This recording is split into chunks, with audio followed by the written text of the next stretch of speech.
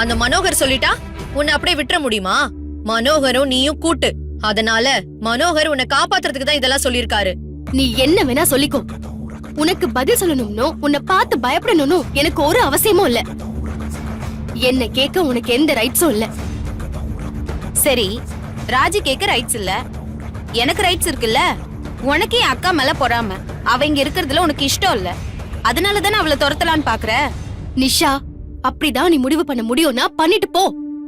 ஒரே விஷயம்தான், நான் உன் அக்காவை விரட்டணும்னு நினைக்கல.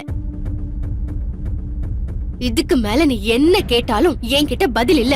உனக்கெல்லாம் பதில் சொல்லணும்னு எனக்கு அவசியம் இல்ல. என்ன திமிரா பேசுறா பத்தியா இவ? எல்லாம் விஜய் மாமா குடுக்கற இடம். விஜய் மாமா வரட்டும், உன்னை என்ன பண்றேன்னு பாரு. ஐயோ நிறுத்துங்க.